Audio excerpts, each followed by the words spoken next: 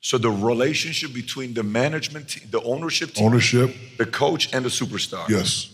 And do you sometimes see that management and the ownership gets it wrong by not listening to the superstar? Well, like, you know how people say, well, you know, LeBron's the one that put the team together with AD and Westbrook. You know, they'll say things like that. That's how they ran their operation. But I'm you when I was on the Lakers. I'm you. You know, when I do that and they go, hoo, do it again. The thing you do it. You do it. They'll respond to you. No, do it. Okay, come on. Ready, guys? On three. 1, 2, 3. Come on. Come on. Come on. So that was me. Yeah. When I say I need something, get it done or else. But you think, well, let me ask you this before some of you guys go trying to be like a SHAQ. You think I don't know, let's pick somebody you played with. You think what was his name? Jack Haley? Was it Jack Haley? What was the guy's name? The dancer, when you guys won the championship, he would dance. Mark Madsen. Mark Madsen. You think Mark Madsen can make a call like that? Of course not. Of course, it's got to be the number one superstar. Which is me. Absolutely. By the way, you think... Dylan. think... it's just respect. You know, like I was anointed to be the guy. Ever since I was little. Leader, learn how to be a leader. I had no idea what leadership meant until I was in the Four Seasons on Doheny one day, and a guy gave me a book by John C. Maxwell, and it just talked about leadership. And I read that book, and I was like, oh my God. So I just started, applying those certain things, and I was shacking up a little things, but as the leader, it's my job to go upstairs and be like, hey, you got me and Kobe. They're saying we the best, but we've been getting swept every year. Horace Grant is, I talked to Horace myself. He said he's ready to come. So can we make a move to get, I wouldn't go upstairs and go, give me Horace Grant, I'm leaving. I'm like, hey, we need Horace. Like we'd sit down and have conversations. And Jerry West was the best guy to have a conversation with because he hated losing. Wasn't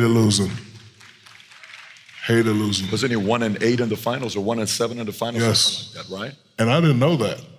So we used to get swept all the time, and most of the blowback came on me, which I was fine with it, but just, at some point I got tired of hearing it. Because Michael Jordan told me after they swept us, before you succeed, you must first learn to fail.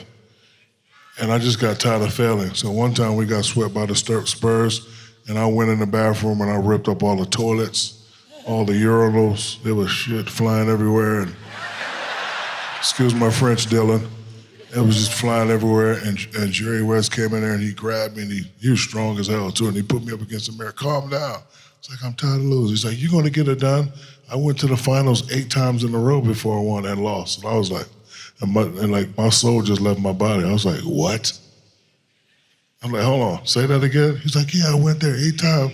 We could never beat the Celtics, so I didn't feel as bad, but I still had that hunger, and I was like, okay, not only am I going to do it for me, I'm going to do it for you too, Mr. West. By the way, but what was Jerry West is for some of the people that are obviously newer fans, they don't know a lot about Jerry's style. What makes Jerry so unique that he's great at recruiting people away from other teams to come play? Because one is money, but money's not enough. It takes more than money. What made him such a great recruiter and maybe developer of talent? Was he in your ear? Is he coaching? Is he challenging? What was his style? One word, resume. That's Jerry West. How can you not listen to the great Jerry West? Like if a legend comes say, hey man, I believe in you. I believe I can win a championship with you. I'm like, sure. So when I was going through my negotiations with Orlando and LA, he mentioned the Lakers, but he just came out of nowhere. I was at a gentleman's club in Atlanta. True story. It's a library. Yeah. It's a library for men. Yes. Yeah. Lots of books. Yeah, library. So Lots of books with the cover is not working, it's like ripped. But go ahead. Yeah. Because in one of my business books, they talk about negotiation. So the only thing I remember was start your number up here. So my number was 150. I knew I wasn't gonna get 150. Yeah. But 150, let him talk me down. So I'm in Atlanta, my agent calls me at 2 a.m. Come to the hotel. So I get to the hotel and Jerry West is up there and he has a piece of paper. He says, I got some good news and some bad news. I said, what's the bad news? He said, I couldn't get you that 150. And I said, what's the good news? And he showed me the piece of paper. I've never seen so many zeros in my life. And I was like, he was like, you got to sign now. I was like, okay, I'm signing. You ain't got to worry about that. And then before he gave me the pen, man, I got this 18-year-old that we just acquired from Charlotte. You and him gonna win 3-4 championships in a row. I'm like, yeah, okay, whatever you say. So I'm signed it, but I'm like, this is Jerry West. Jerry West wants me. And the first thing he did when we got there, sitting in an arena like this, and it's dark, and we're sitting in the middle floor, and the lights come on like that. And then, dish, all the great players. And he said, listen, Mr. O'Neal, I know you like to do a lot of things, but at the end of the day, you can be up there with this kid. You can be up this kid. See, the baby's got me all flustered. You could be up there with those legends, or you could be a bust. So I'm there. He said that to you. Yes, he said that to me. So now I'm sitting there like, man, you believe I could be up there with Kareem and Wilt? He's like, yeah. He said, yeah, I believe it. So now I'm thinking about my mama's house. Think about this. I'm thinking about my career. I'm thinking about my children. Now I got to think about that. So I was under a lot of pressure. I'm sorry, little baby. Where are you? Don't you cry, you little baby. I love you. I love babies. But so you're saying that. Can I see that baby? You bring that baby up? Really? Yeah, come on up. Then bring it up. Whoever the baby is, just bring it. We'll wait for you. I'll ask a question. You work your way up. Don't run up because we don't want you to fall if you're up in the bleachers all the way up to the top. That baby's close. That baby's right over there. Is the baby close? Is it because of the diaper you smell it or because of the sound? Like, no, I don't smell it. You don't smell anything. Okay, well, I'm used to smelling because we're in diaper mode right now. But you were saying... You used to change diapers? I changed. So I got to tell you a story about this guy. So he's 18 months, okay?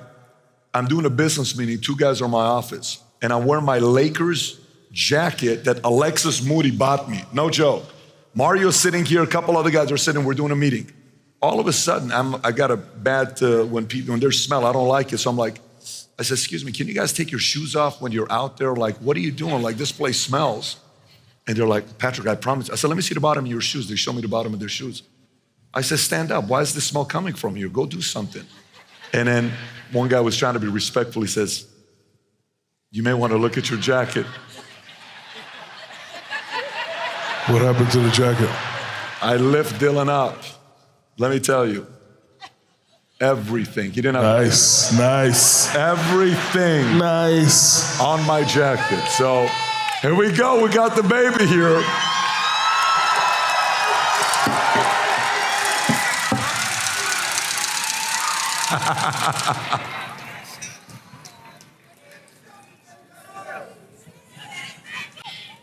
Babies love Uncle SHAQ. I'm sorry. You want to go to the club too? I could take. Hey, babysit now gonna cost you $200 now. All right, love you. Love you, baby. Say love you. Say love you. She's quiet now. Beautiful baby. Thank you, Mr. Joe. What's her name? Mia. Love you, Mia. High five. There you go. SHAQ, while you were saying what you were saying, you got me thinking about something. So you said something to Brian Gumbel one time. You said, look, to me, my brand is fun or something like that. You were doing an HBO interview with Gumbel and you said, my brand is fun. And then I'm sitting and I'm like, okay, when I think about guys that came into the NBA like Human Specimen, it's only a few names, right? You would say Human Specimen was, obviously, you're at the top. Ain't nobody above you. When you were doing LSU, 13 blocks a game, and it was insanity. Everybody was looking forward. The first big card I ever pulled was your card. I flipped out. I almost lost it when I got your Stadium Club rookie card. I don't know how old I was. But you came in, everyone's like, oh my gosh, I can't wait to see what this guy's gonna do. 24.3 games, points a game, 13 rebounds. You were crushing everybody. But then you got Dwight Howard comes in, right? And you're like, this guy his body, his shoulders, he can jump, Superman, all this other stuff. And he's also a fun brand. But I remember this one scene, and I want to get you, I know you're very diplomatic and you're careful with your words because you No, don't I'm not. offend people.